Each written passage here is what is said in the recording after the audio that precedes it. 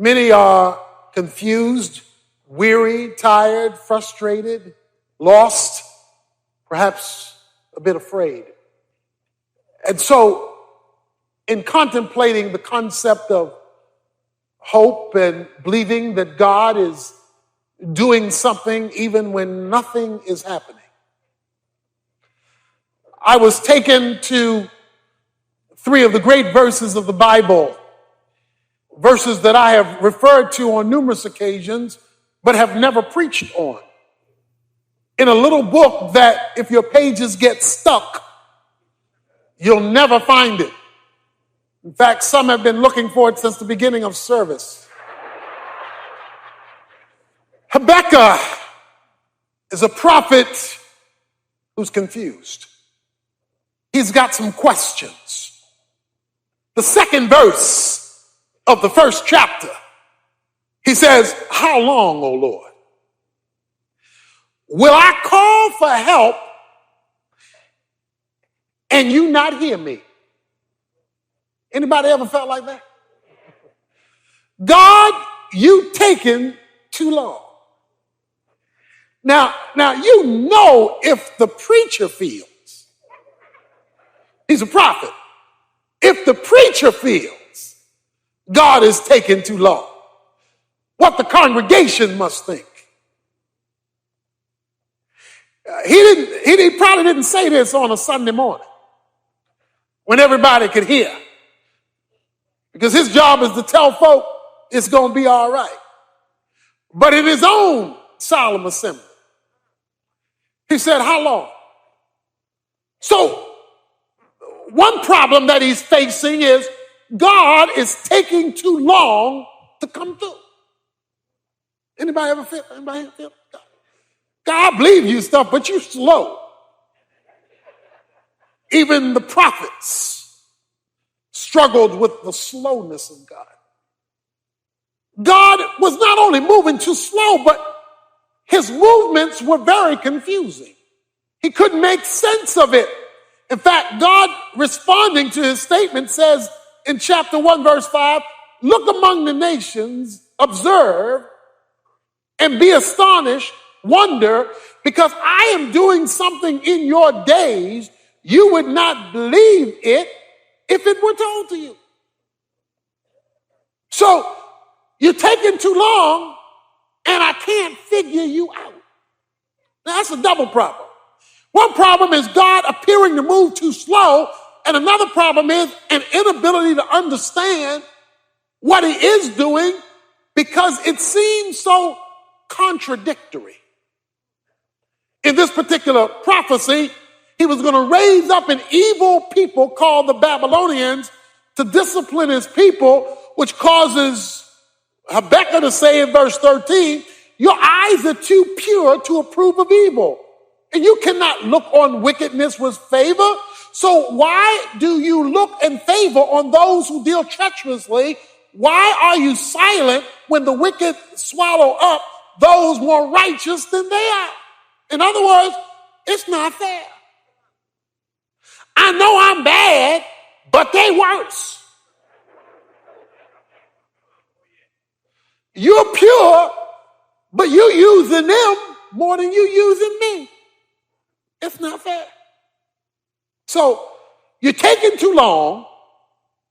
I can't figure out what you're doing, and a little bit I do know is not fair. So you're not the only one who thinks these thoughts about God. Now, it's hard to say it because you sound so unspiritual. You know, it's a lot easier to say, he's going to fix it. He's able. He's a wheel in the middle of a wheel. He's the rose of Sharon. He's a bright morning star. He's balm in Gilead. It's a lot easier to say that. But when you by yourself and you thinking your real thoughts, while you believe in him, while you know God is real, there are those times where you have to raise some real questions. Why are you moving so slow, taking so long? Why are you so confusing? I don't understand you. Because what you're doing contradicts what I know about you. Well, the good news is you're not alone. The prophets, he's not the only one, had to struggle with the methodology of God. In fact, he says in the second verse of chapter 3, the last chapter of this book, Lord, I have heard the report about thee and I fear. So now let's watch this thing. You're taking too long. I'm confused. It's not fair, and I'm afraid. A combination of negatives, and he's the preacher. There are only 3 chapters in this book, but it begins off in a pit, but it ends on a peak. It begins down in the despair. Physically, he's a wreck. He's a nervous wreck. Look at the language used in chapter 3, verse 16. I heard, and my inward parts trembled. At the sound, my lips quivered. Decay entered my bones, and in my place, I trembled. That's a nervous wreck. Physically, I am just done, distraught. I'm falling apart and unraveling at this. Anybody ever felt like they were unraveling? That life was unraveling, just going every which way. Chaos here. Chaos when you get up. Chaos at home. Chaos at work. Just unraveling. That's the situation. Maybe your situation as you look toward the new year, glad it came, but scared to death about where it's going. Glad the past is behind you, but really uncertain about the future in front of you. That was his problem. And he's got to wait quietly, he says at the end of verse 16, for the day of distress, for the people to arise who will invade us. In other words, what he was looking forward to wasn't too exciting to look forward to. His future looked kind of dim. Distress, he called it. I can't take another year like this last one. And yet I don't see much hope for improvement. I wonder if there's anybody here like that today. You just don't see anything. But in the last 3 verses,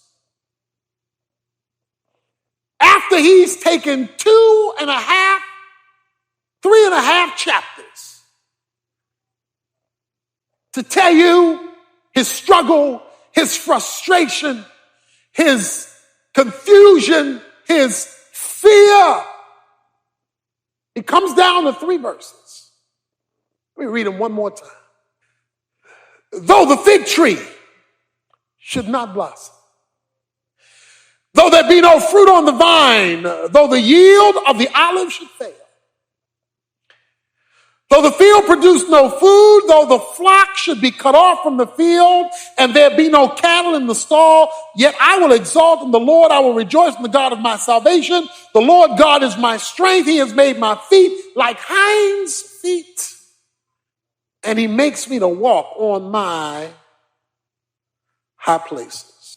There are three options that are generally given by the world, or that people take as they look at negative situations in their life. One way is to resign yourself. That's the way it is. It was that way, it is that way, gonna be that way. So you just resign to the fact that you just destined to be miserable. You destined to be a loser. You destined to not have a change come. That's life. So you kind of just resign yourself to it. You kind of just say that that's the way it is. That's the way it's going to be. And so people who resign always let you know that they're in that resigning mode because they sigh a lot.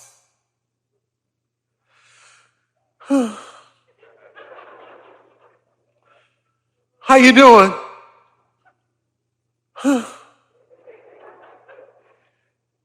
What's going on? They just resign. That's the way it is. There's a second way that people deal with life when it doesn't seem to offer a future, and that is detachment. In other words, they distract themselves so they don't have to think about it.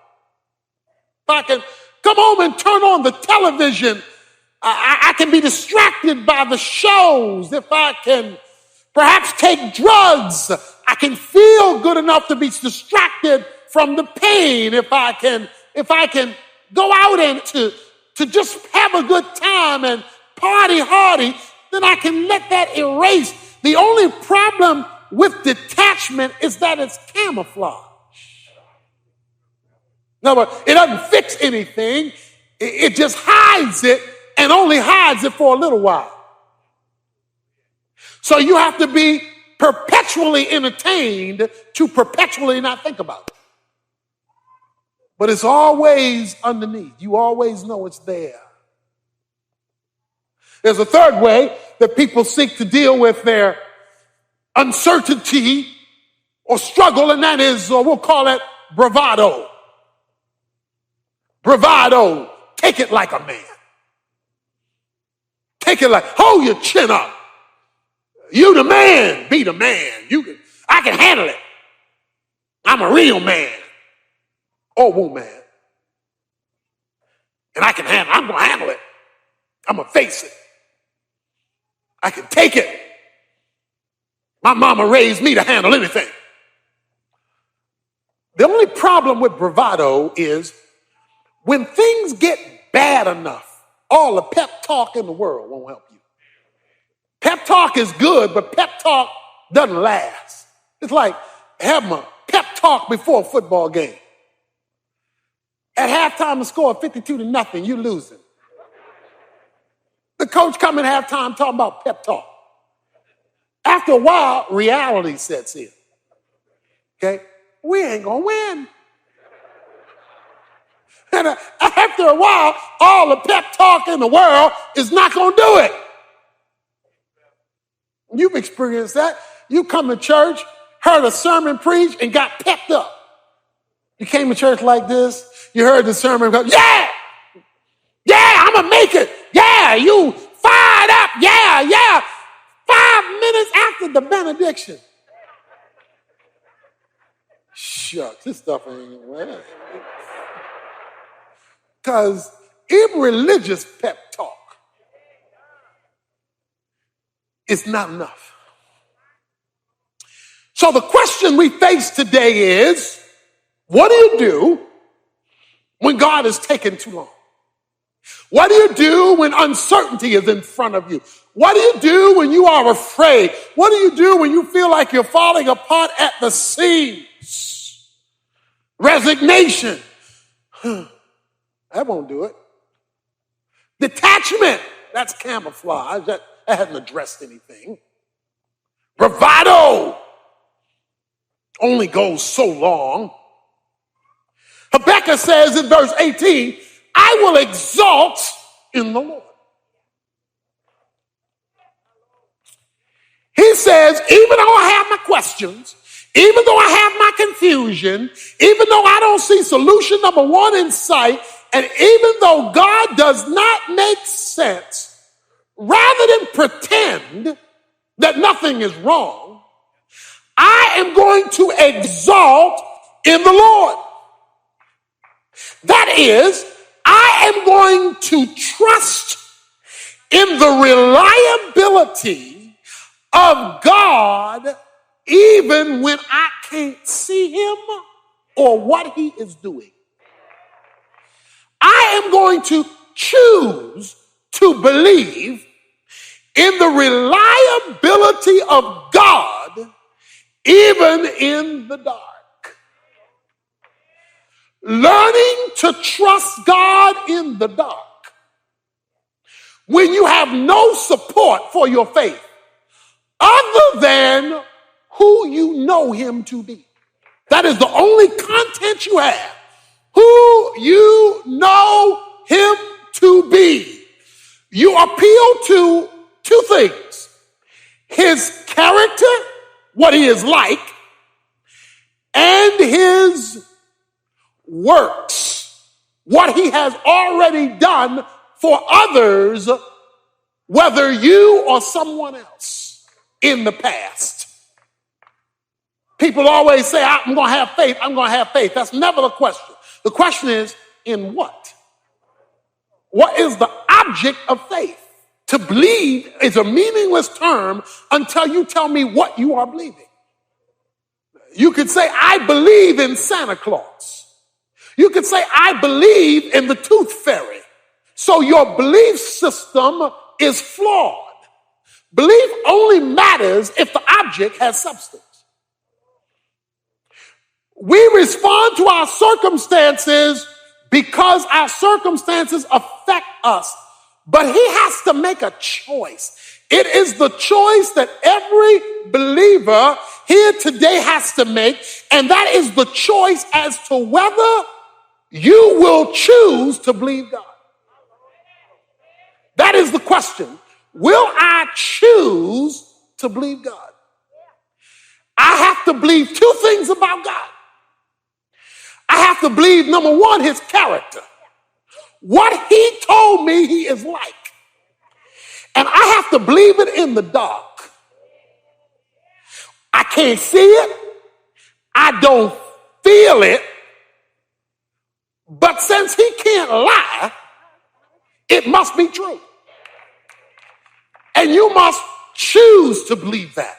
Look, you got to believe that when there's no emotional kicking, there's no choir singing, there is no preacher preaching, and you out there by yourself, you got to decide that I'm going to believe what I know to be true about God. And that's one of the things, that's why theology is important, so that you know what to believe when hard times come.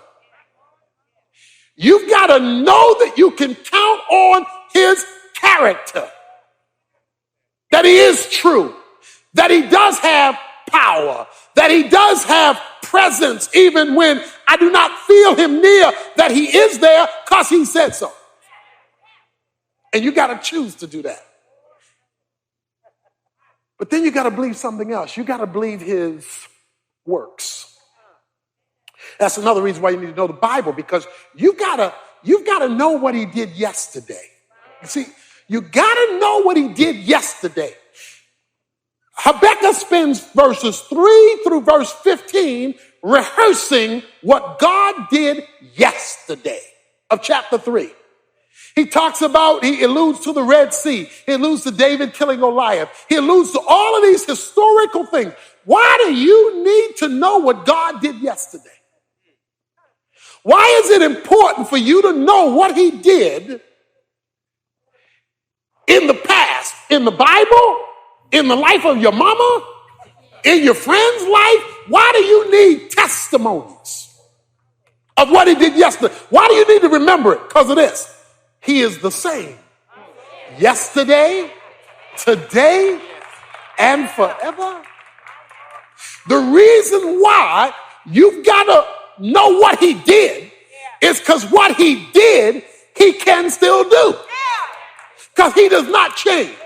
We call it the immutability of God. He does not change. His methods vary, but his abilities don't. And therefore, when you remember what he did, then you know what he can do. And let me talk about that. Because when you look back at the way God did things, he never had one way. There wasn't a cookie cutter method of addressing people's needs or problems or circumstances. And when you look closely, sometimes he let people get to the last minute before he came through. Sometimes it wasn't all in advance. If you needed something December 31st, sometimes he waited till December 31st. He didn't show up in advance. He came just in the nick of time. You have to choose to trust God in the dark. When you can't see him, you don't feel him. There are no things that are whipping you up. You can't find anything to hang on to but what you know to be true about him. Habakkuk is a prophet who's confused. The second verse of the first chapter, he says, "How long, O Lord, will I call for help and you not hear me?" Anybody ever felt like that? One problem is God appearing to move too slow, and another problem is an inability to understand what he is doing because it seems so contradictory. In this particular prophecy, he was going to raise up an evil people called the Babylonians to discipline his people, which causes Habakkuk to say in verse 13, "Your eyes are too pure to approve of evil, and you cannot look on wickedness with favor. So why do you look in favor on those who deal treacherously? Why are you silent when the wicked swallow up those more righteous than they are?" In other words, it's not fair. I know I'm bad, but they worse. You're pure, but you using them more than you using me. It's not fair. So you're taking too long. I can't figure out what you're doing, and a little bit I do know is not fair. So you're not the only one who thinks these thoughts about God. There are only 3 chapters in this book, but it begins off in a pit, but it ends on a peak. It begins down in the despair. Physically, he's a wreck. He's a nervous wreck. Look at the language used in chapter 3, verse 16. "I heard, and my inward parts trembled. At the sound, my lips quivered. Decay entered my bones, and in my place, I trembled." Physically, I am just done, distraught. I'm falling apart and unraveling at the seams. Anybody ever felt like they were unraveling? That life was unraveling, just going every which way. Chaos here. Chaos when you get up. Chaos at home. Chaos at work. Just unraveling. That's the situation. But he has to make a choice. It is the choice that every believer here today has to make, and that is the choice as to whether you will choose to believe God.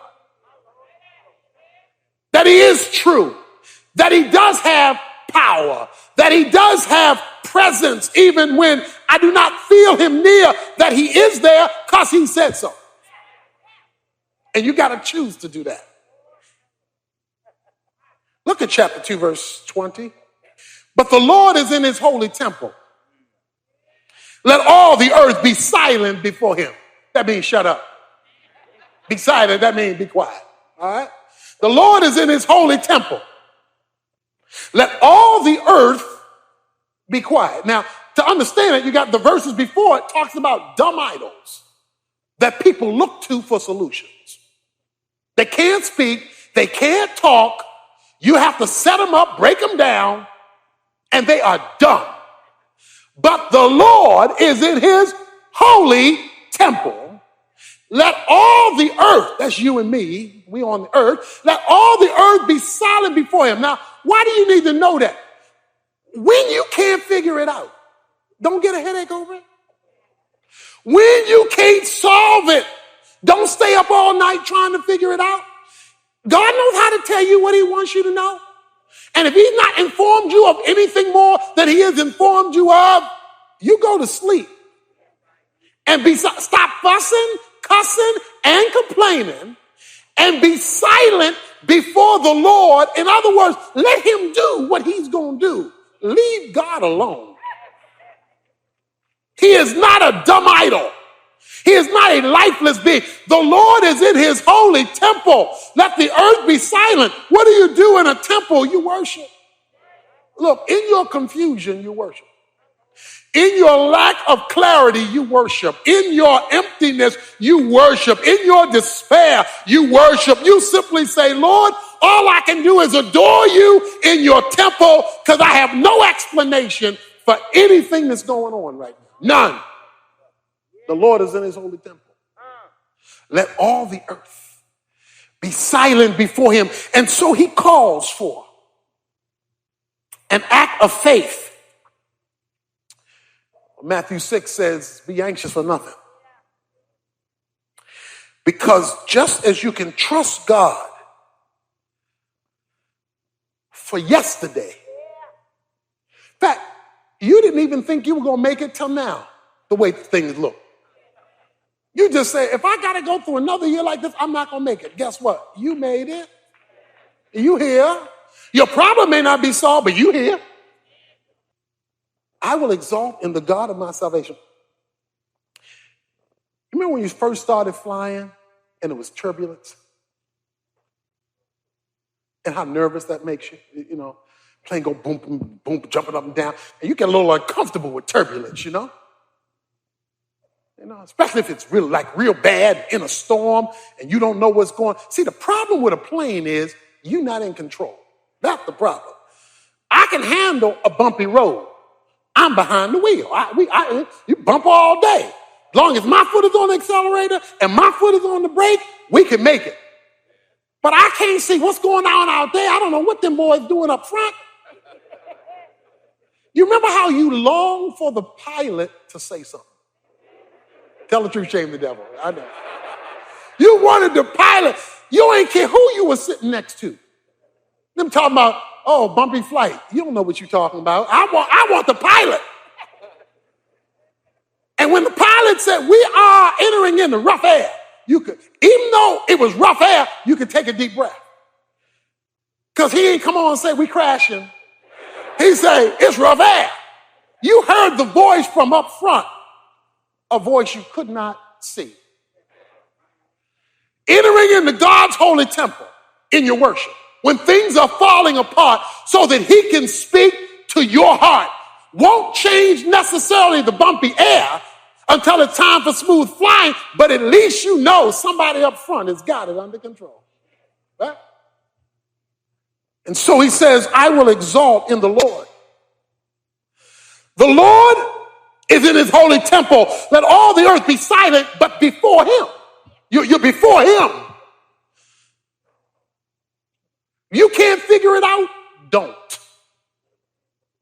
God knows how to tell you what he wants you to know. Don't be getting a headache over stuff you can't change, stuff you can't fix. You go to the holy temple. He says, I will exalt in the Lord. I choose to do that.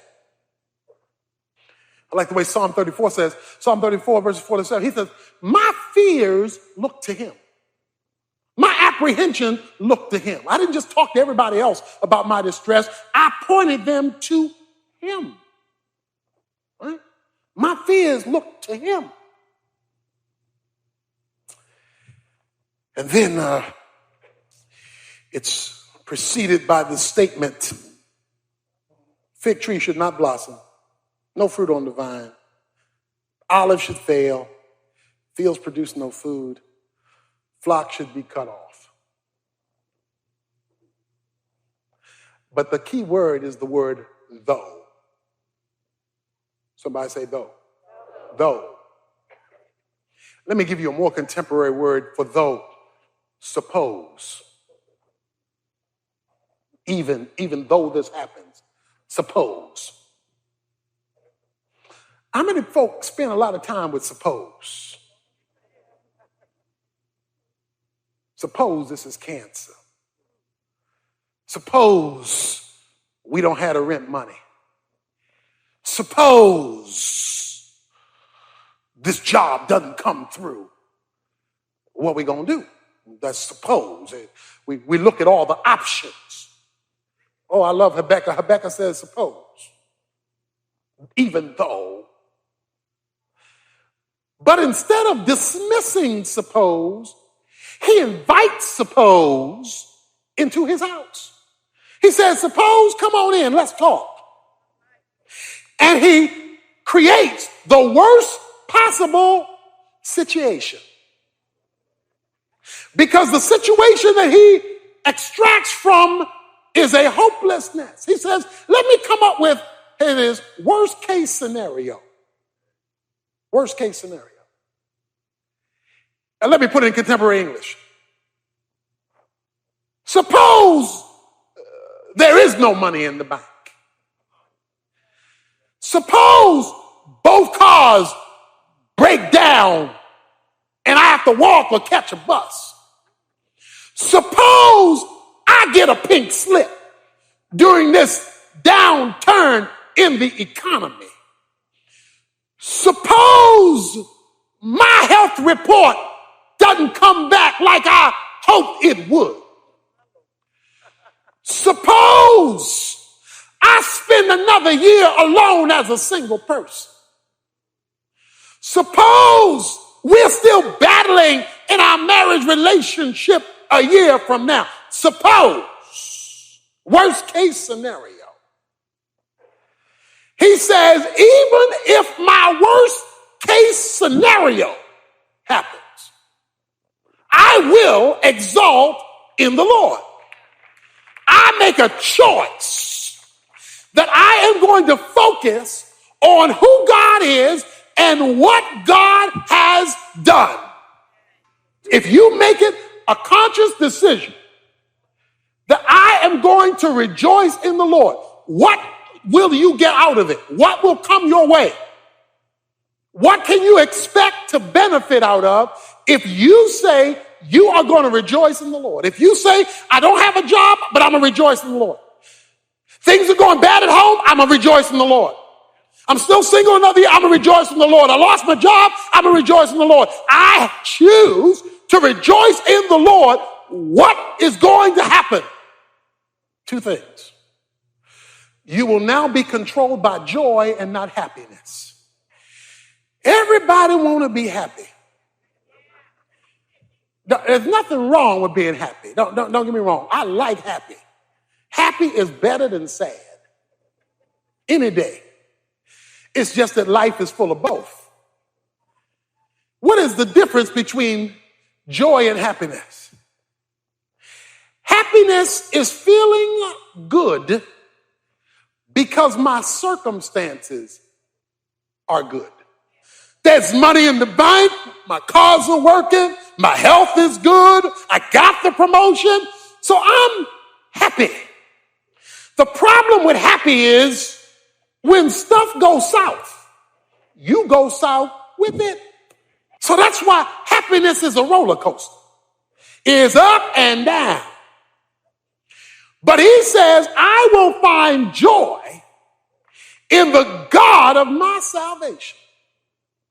Now, what's joy? Joy is inner stability and tranquility, regardless of external circumstances.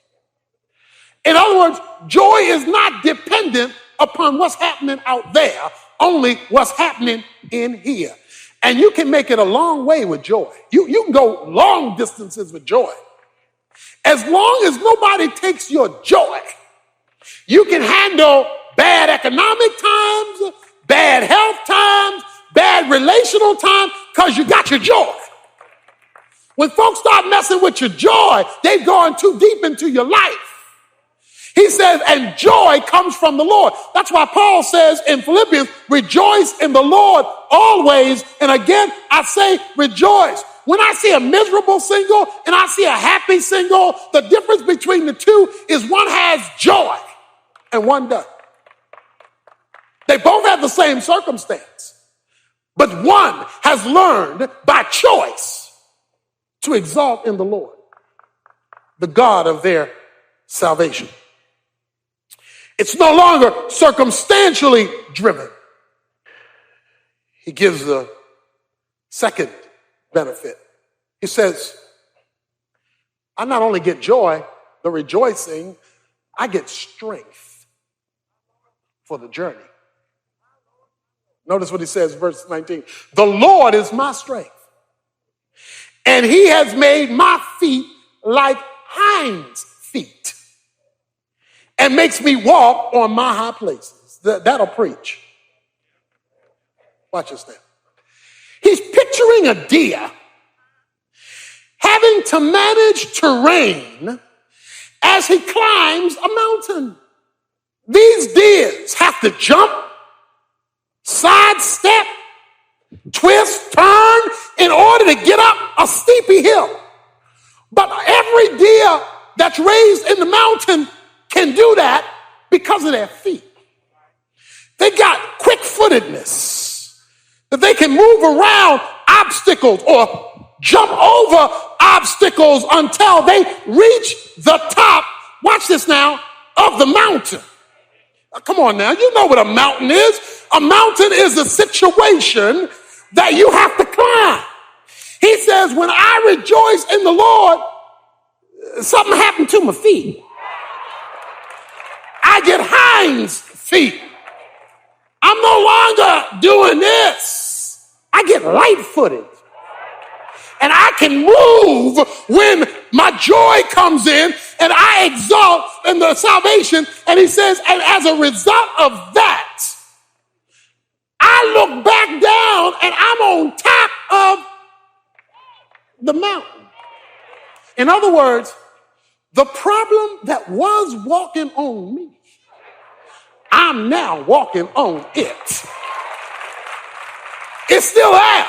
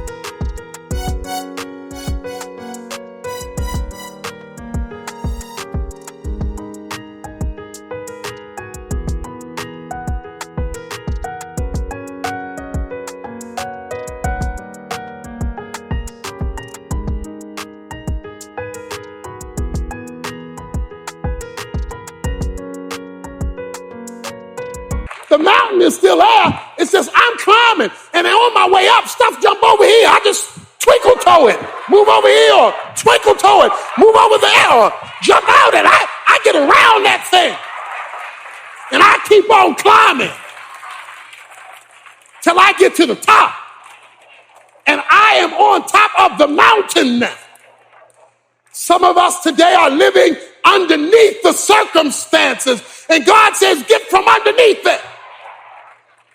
By a choice to exalt in me in the dark, even when you can't see anything.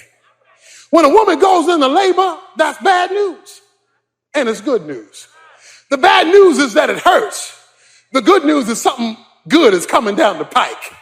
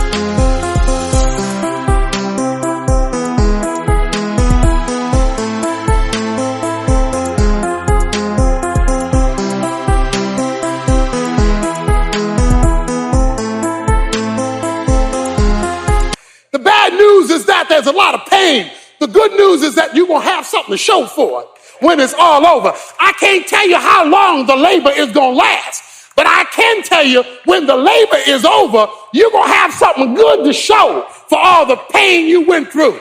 And I don't know how long your pain's going to last, but when God gets finished, you're going to have a baby that you won't mind showing off that will give glory to him.